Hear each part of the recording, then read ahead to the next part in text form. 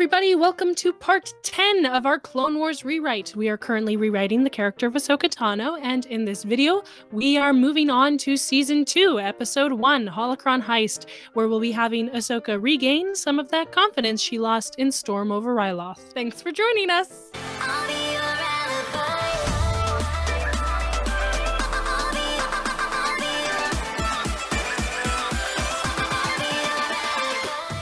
I wanted to make a note about the last episode, Storm over Ryloth, because we were refuting a video saying that that was the first episode that shows a change in Ahsoka's character in that she fails and then feels remorse. And I was thinking about it after we had finished recording that remorse requires taking responsibility. After the incident, Ahsoka starts by taking responsibility. She says, I failed and my men were lost and stuff like that.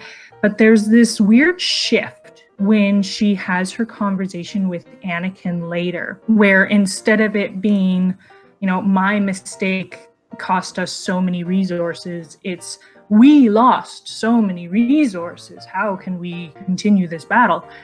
And then in that conversation, there's this total change suddenly where it goes from like her feeling guilty to her feeling angry. She blames Anakin. It's his fault because he told her everything was going to be fine and it was not fine. And after that, that's the attitude that continues. She's angry at Anakin. It's less of a, I feel bad because I screwed up. It's poor me, I was misled. And that's how this awfulness happened. And that's kind of cemented later when Obi-Wan, after everything's done, Obi-Wan asks he doesn't ask, but he makes a comment about how the fleet is so bare bones all of a sudden. They only have one ship left and half of their men have been wiped out, and she avoids taking responsibility. She just says, oh yeah, no, don't ask about that. I don't want to talk about that. And you cannot say that someone is truly showing remorse if they are not taking responsibility. And so it really, really goes to show that the writers wanted you to think that she feels remorse for her failure, but by the end of the episode, that remorse is gone. And so they've just glossed over her failure and not changed her character at all, but convinced the audience that they have. And it's further cemented that her character has not changed at all when she makes the exact same mistake at the beginning of this episode. The way we changed Storm over Ryloth, where it's kind of open-ended for Ahsoka and things are undecided. That would actually be a great cliffhanger, since that's the last time we see her in Season 1. So if our version of the Clone Wars had been released, then that would have been a great way to hook audiences and have them be like, oh no, what's gonna go on with Ahsoka? Is she gonna get her confidence back? That kind of thing. And that's good writing! Yay! Okay, so this is the second episode that that person said is Ahsoka changing. And they claim that in this episode, she suffers consequences, and that's another step in the changing of her character. I genuinely wonder if Ahsoka fans ever watch all the Ahsoka episodes back to back. Because if they did, I don't think they'd be able to view it the same way. Very true. But yeah, they've probably never done that. And the other thing is that suffering consequences isn't a character change. Change is internal. It's when the behavior or attitude of a character changes. Suffering consequences is an external effect. It doesn't guarantee a character change. And so all of the things he lists, none of them are really an actual change. Well, maybe the last one where he says she learns patience, but it's clear later that she did not learn patience. But we'll get to that. What we had written in the argument against Ahsoka, she fails to see the big picture. as Anakin tried to teach her in Storm over Ryloth. She disobeys orders several times, disrespects her master. When she's reprimanded by the council, she dodges responsibility for her actions, claiming, "I didn't disobey, I just forgot." And Anakin covers for her, saying the blame is on him. And then when the council rightfully punishes her, assigning her to act as a guard in the temple archive, she whines about it. But when Jocasta Nu asks her if she's up to the important tasks, she sticks her nose up and proudly answers, "Definitely." Of course, the writers reward her in the end by having her coincidental presence in the archives put her in the perfect position to be a hero. Yep, very much lack of character growth there. A lesson learned is a lesson earned. Okay, so we want the narrator to have a little extra segment where he talks about Storm over Ryloth and how things were kind of left undecided with Ahsoka, and he's like, will she ever gain back her confidence? That kind of thing. Yeah, because technically in our version won't really start until the 5-minute mark, because we're going to cut out this whole next piece where she's acting exactly the same as she was in Storm over Ryloth. But let's just watch that to show that she's acting exactly the same as she was in Storm over Ryloth. Get shaky, two droids! Come around and I'll try to get them off your tail. See, that's what Ahsoka should have done in Storm over Ryloth. Yeah, exactly. I was just about to say that. That's what Ahsoka should have done for Axe. This is why Plo Koon should have been Ahsoka's master. We're leaving. What? What? We can't retreat now, Master. I've broken through. The droids are retreating. We're outnumbered. You must evacuate. That is an order. Master Skywalker taught me never to let up when the tinnies are on the run. They are running back here to regroup with the main force. Okay, so let's just point out, again, she's being given an explicit order several times, and she's ignoring it. And they're telling her, you don't see the big picture, and she's ignoring it. And she's being disrespectful, and again, they have a line that blames Anakin for her behavior in this moment. It's literally Storm over Ryloth all over again. This is not growth. No, this is like just erasing everything you just supposedly had happen to her. You are putting your troops' lives in danger, young one. You will get on the gunship when we arrive. If she had felt remorse for all the lives she lost, she would not be doing it all over again. That's the thing about remorse. It actually changes your behavior. Where's Ahsoka? Following your teachings. Again, throwing Anakin under the bus completely unfairly. Is she winning? For now. What was that response from Anakin? Is she winning? I'm sorry, No, are you you know she's not complimenting winning. her behavior? This is Storm over Ryloth again. Anakin gets thrown under the bus. He immediately rewards Ahsoka. Not to mention that he knows the situation as well as Obi-Wan does. There's no way Ahsoka can be winning because the droids aren't retreating, they're just falling back to regroup. She's not stopping. Land in front of them.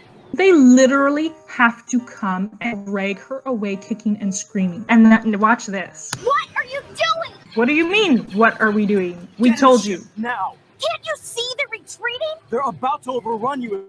You just can't see it. Now follow orders and get in the ship. And again, this is what she was supposed to learn in the last episode. That rule number 1 is you listen and obey. How does she learn from Anakin again? Oh yeah, she says, "Oh, I learned so much from you," randomly at the end of an episode where you don't see anything even remotely connected to Anakin. The writers for this show should have been fired. Here it comes. Yeah, glare at her some more, please. Oh, but this is one of our favorite lines. Do you feel Master Kenobi's description of the incident is accurate? Yes, my masters. More to add, do you? I know I was wrong. I just got so caught up in my own success, I didn't look at the battle as a whole. I wasn't being disobedient, I just forgot. I wasn't being disobedient. I just forgot. it's straight back to her being supposedly remorseful and then immediately dumping responsibility. Yeah, again, remorse requires taking responsibility. So I'm sorry, this is not true remorse. This is just Ahsoka throwing a pity party for herself. I'm getting in trouble. Poor me. I'm putting on a show so that they, don't punish me too bad. Masters, this incident, my responsibility. And again, the writers throw Anakin under the bus to cover for Ahsoka. On archive security. Reflect on your actions, you can, Padawan. Guard duty? For how long? Longer now. Yeah, Thank you, that is Windu. that is not her being remorseful, feeling guilty. That's what? Guard duty? It's like, oh wow. You are just a piece of work, child.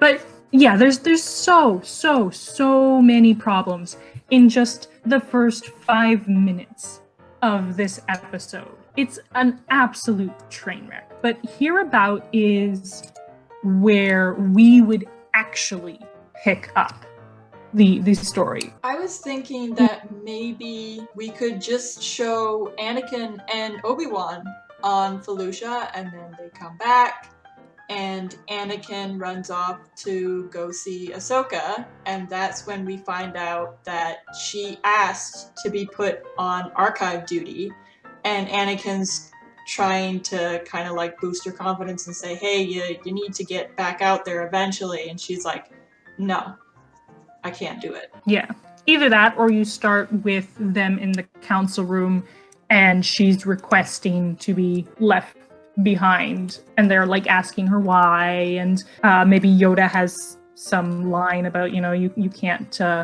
give in to fear, but if you need a break, whatever. I don't know. Can we just take a moment to say that Jocasta Nu is so epic in the comics? She's not just the little old lady librarian. She is boss. Yeah, absolutely. Seriously, if you don't know much about Jocasta Nu, look up some of the comics involving her on YouTube's Star Wars Theory, or what is that channel? Either which way, if you just type in stuff, you will find out this lady is amazing. Beyond this door lies the Holocron Vault. Can we go inside? Guarding the holocrons is one of the most important duties a Jedi can be given, Ahsoka. Do you think you're up to the task? Definitely. So smug and stuck up and arrogant and other synonyms. Oy, oy, oy. I think I would change her "Can we go inside?" line to "Are we allowed inside?" I was gonna say, I know they have it there for the exposition, but you're right that if you tweak it in that way, that kind of changes it. And then And definitely fix her "definitely" line. yeah, because we're trying to show that she's doubting herself right now. So what would we have her say? Because she's not expecting to need to defend the Holocron Vault. This is the put me somewhere where I'll never be bothered position. I think there's a number of ways you could do it. You could just have her say yes, or you could have her say "I think so," or "I believe so," or you could even have her say "You can count on me," but not in the "you can count on me" kind of way, but "You can count on me." What if it was something along the lines of, if the need arises, I'll do my best? She's hoping that the need does not arise, but obviously if it did, she's not going to run away. She's doubting herself, but that doesn't mean that she's completely lost her courage. Or you could just have her say, "I'll do my best." But yeah, the tone would kind of carry that she's not expecting to be needed, but yeah. And again, I love how it went from guard duty to, oh yeah, I'm definitely up to the task. It's like, oh, as soon as it carries some importance, then she's just like, oh yeah, this is the perfect place for me. Yeah. Oh my goodness, she is so full of herself. But she's what the Jedi should be. Oh yeah, absolutely. Totally. Yeah. And meanwhile, we have this amazing, awesome, super cool dude. I love how Darth Sidious says, "Excuse me," to Bane. You'd think Darth Sidious, of all people, would just be like, "I'm going to talk to you when I want to talk to you, and you're just going to deal with it." But no, with Bane, he's like, "Excuse the interruption." Oh my goodness. Bane is so awesome. Yeah.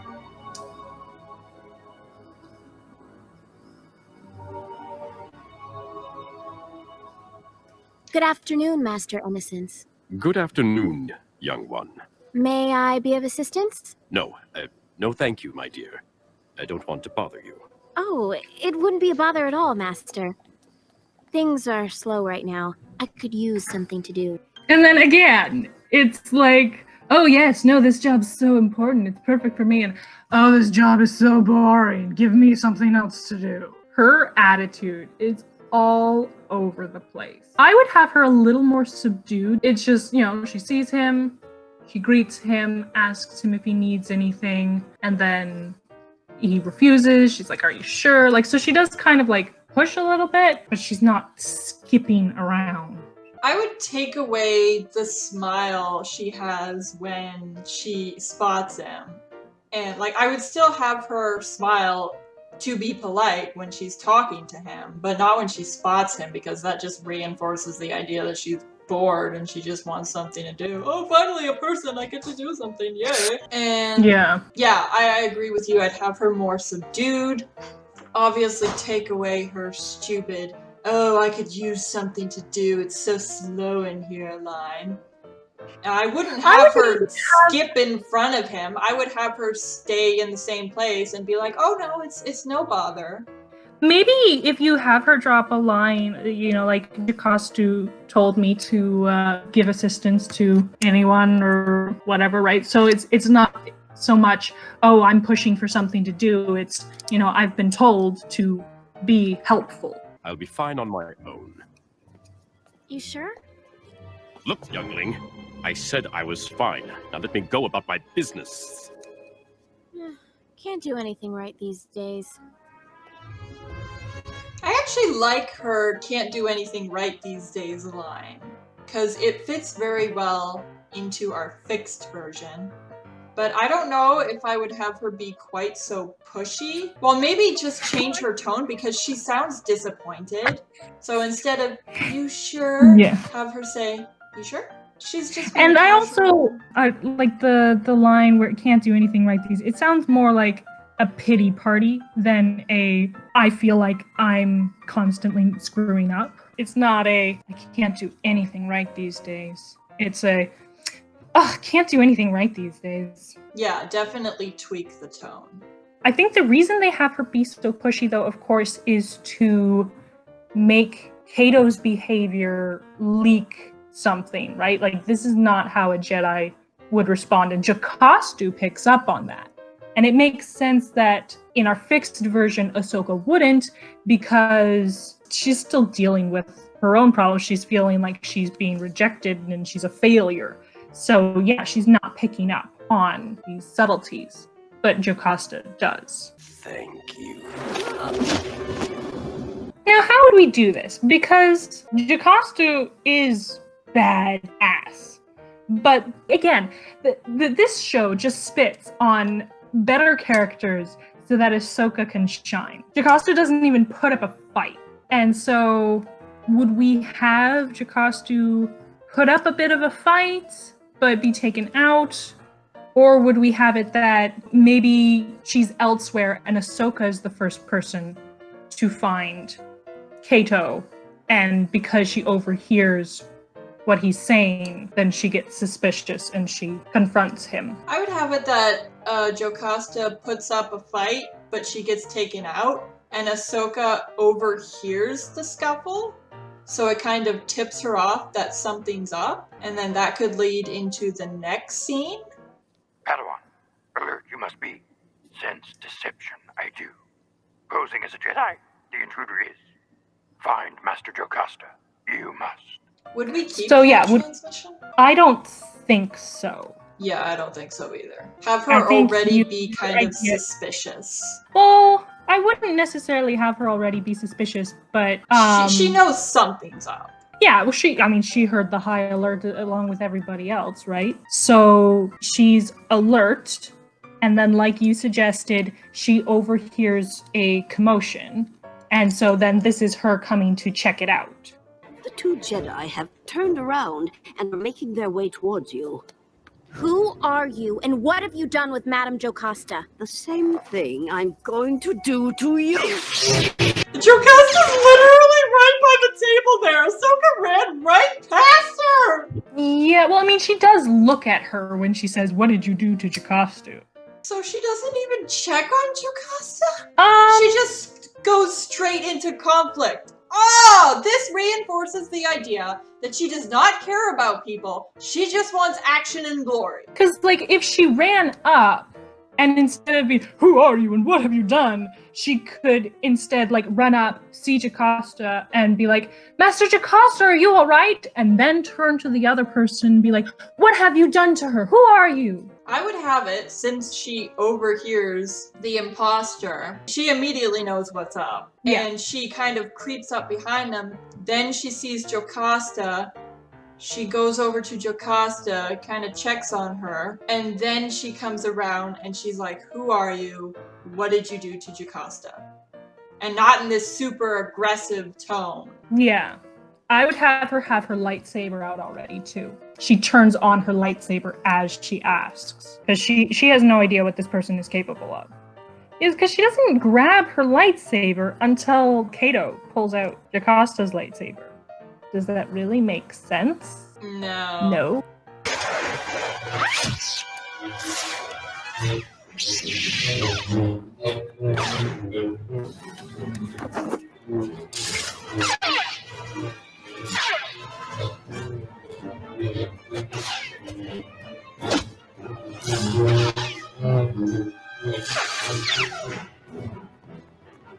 She never calls it in.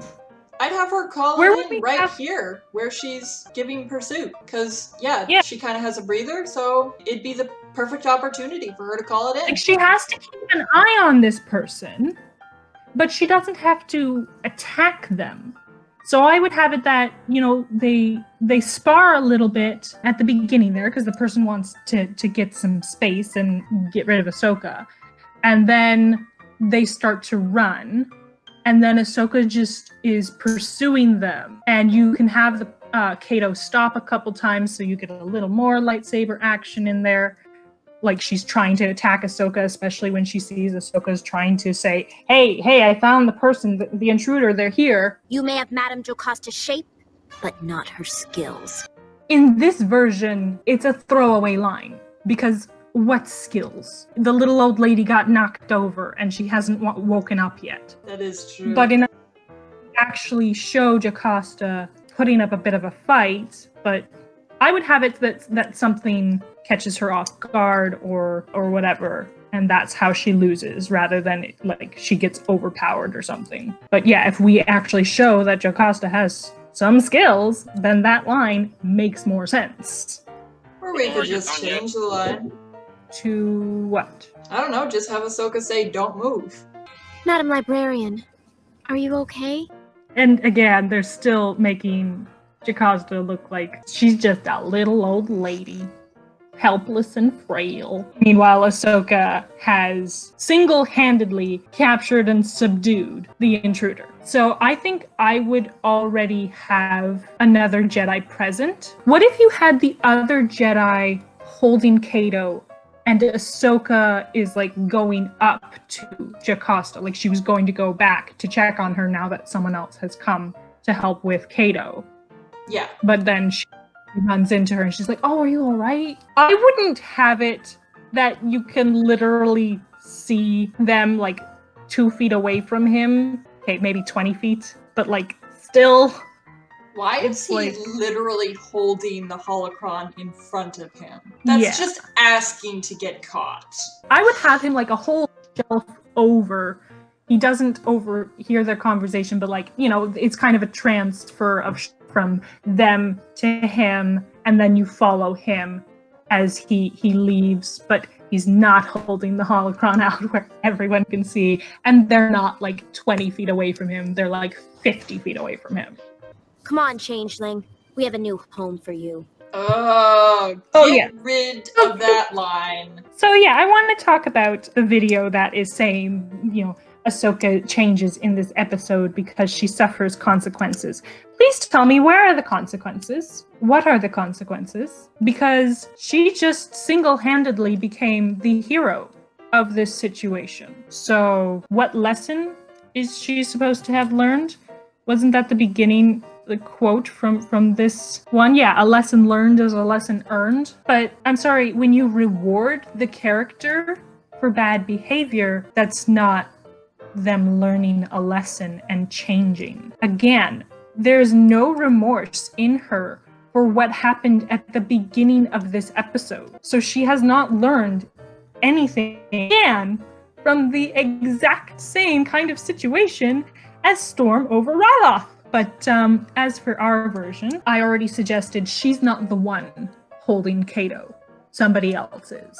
Yeah. So who would we have that other Jedi be? Would we have it be Anakin or Obi-Wan, or would we just have it be someone like Fisto, who's not as well known?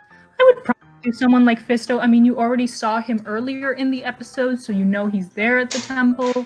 And yeah, obviously, instead of the line that Ahsoka says, he would say something more appropriate for his character. Look at the way she's just glaring at Kato.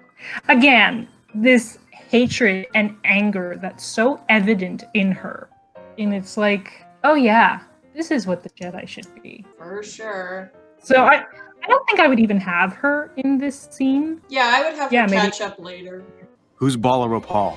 He is the keeper of the Kyber crystal, the data on which can only be read by holocrons. What's on the crystal? A list of every known Force-sensitive child in the galaxy. The future younglings. The future of the Jedi Order. Ahsoka and I will set out immediately. I would change it so that Anakin said, I'll get on it right away. And Ahsoka's like, hey, can I join you? And then Anakin has like this happy little smile, like, yay, she's back. Oh, okay. What if we, because we said, you know, she kind of catches up with them later. So what if she kind of catches up to the group?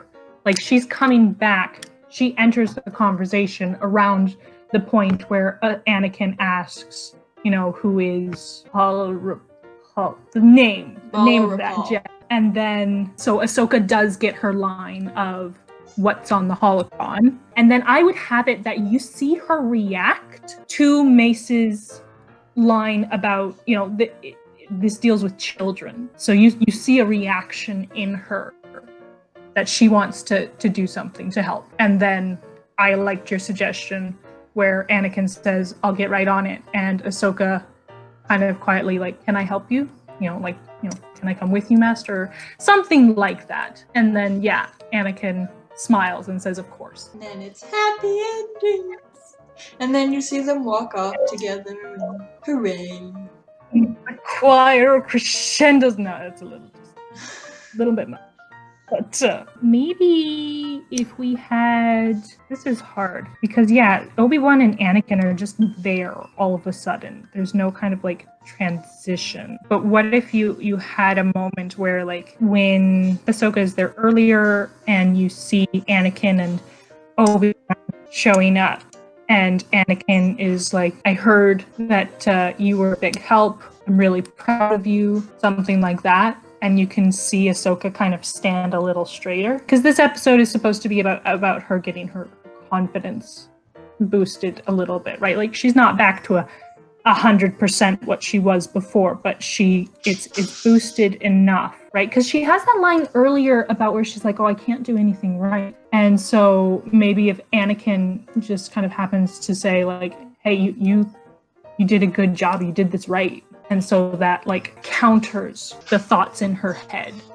So we've now gone through 2 of the episodes that supposedly changed Ahsoka, and I hope you can see that they absolutely did not. So we've already debunked half of this person's video. Yep, she's not doing so hot. There you go. So next time We're on season 2, episode 2, Cargo of Doom. And then after that, it's Children of the Force.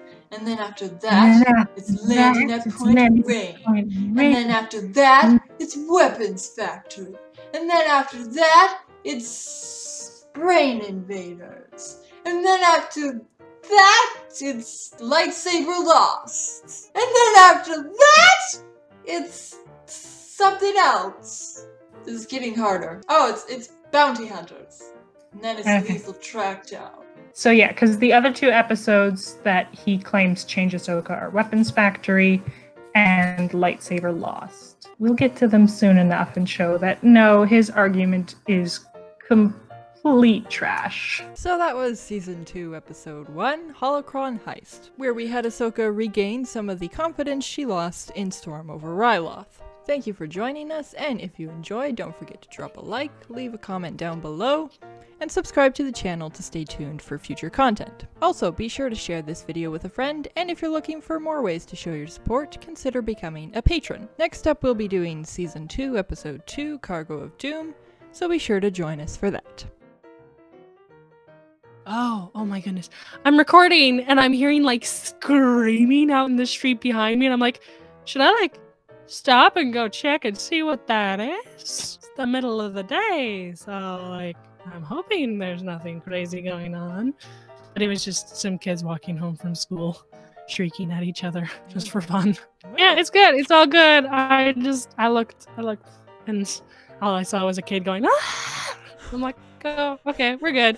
His parent is like right beside him, and the parent looks completely unconcerned, so I'm a trust the parent knows what they're doing. Kids will be kids, you know. But what if that's not their parent? What Thanks for joining us. I forgot that. The timing. I feel like if the person wasn't their parent, they'd be looking concerned that the child is screaming, because they're like, drawing attention to me and the fact that you're not my child. Maybe they're just really good at looking inconspicuous and unconcerned.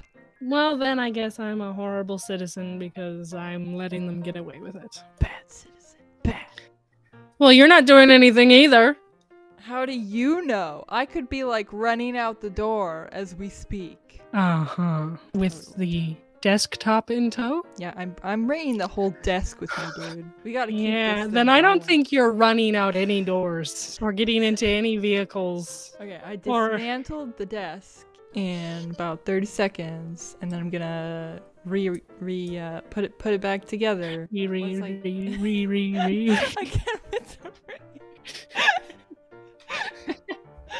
Are you gonna let me add my thanks for joining us that I keep forgetting? Okay, add it in! Add it now! Debunking! Thanks for joining us! Joining the insanity! Yay! And our apparent inability to be productive. Oh, I hate intros. Intros. They're the worst. Doing great. Keep up the good work. Dry mouth. I got one. Would you like a dry mouth? No. To our viewers, would you like a dry mouth? No, this is happening. We just get more and more deranged the longer we do this. Yes.